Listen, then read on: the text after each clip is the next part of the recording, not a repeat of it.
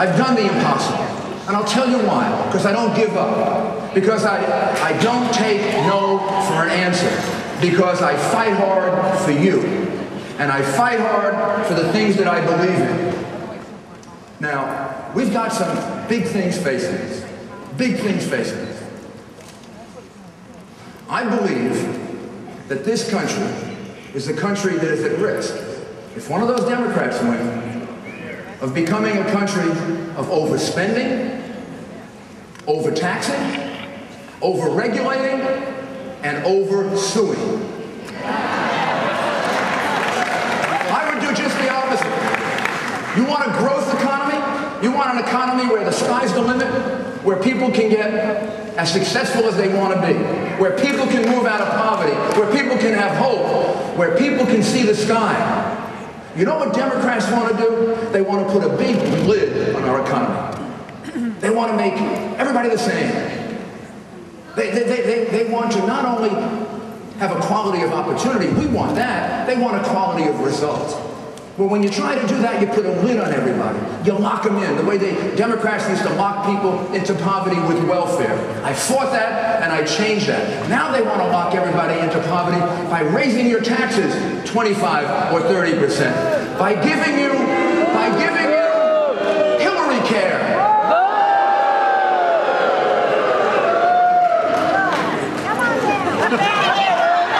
I can't resist.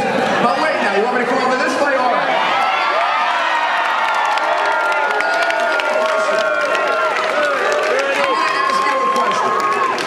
I'm going to ask you a question, because it's really important.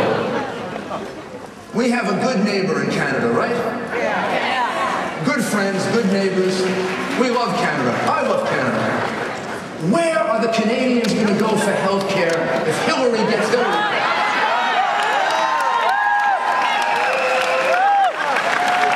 Of course, even more important is, where are we going to go for health care? We're going to have to go see the Hillary bureaucrat to find out what kind of doctor we can have. Beware of mandates. If somebody mandates healthcare becomes more expensive. If somebody mandates healthcare, government starts to take over. If somebody mandates healthcare, we become like Canadian healthcare. We become like French healthcare. We become like English healthcare, and we become like Cuban healthcare. Well, you don't believe Michael Moore that healthcare in Cuba is better?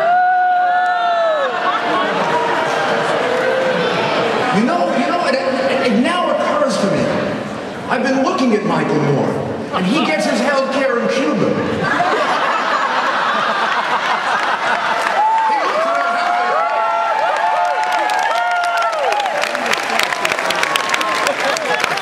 I believe what we have to do is have private health care in this country. I want to give you a $15,000 tax deduction so you will go out and have the incentive to buy your own health insurance. I want to give you a health savings account so you can put money in your pocket and you can save it over a lifetime.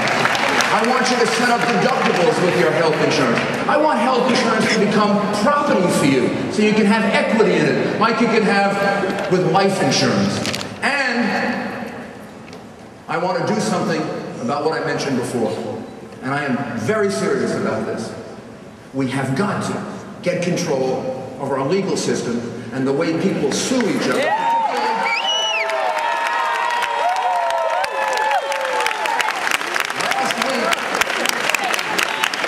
Last week, or a couple of days ago actually, I got the endorsement of Governor Perry of Texas. I'm very, very proud of him. He's a great governor. They've done something in Texas that we should all do. They capped damages. They said you can't recover more than $250,000 for non-economic damages. They got control of their legal system. First year, they did tort reform, medical malpractice reform. You know what happened? 8% increase in the number of doctors applying to go to Texas. 8%.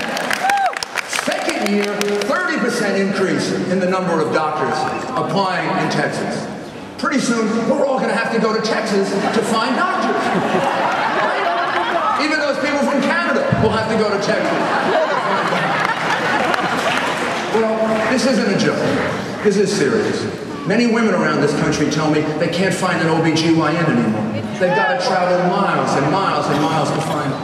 There are specialties that doctors are leaving because they get sued so much.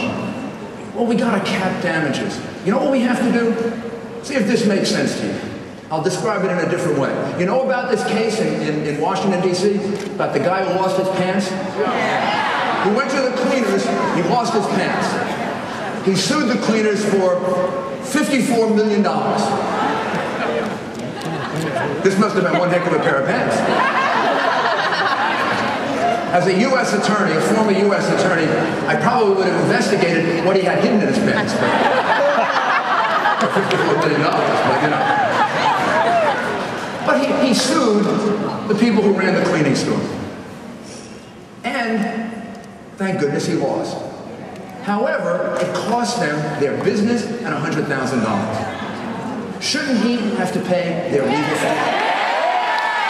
Shouldn't that be the law in this country?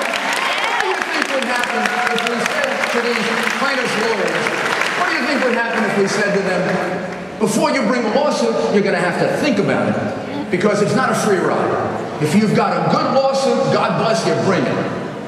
But if you don't, you're going to have to pay the other side for the damage you did to them.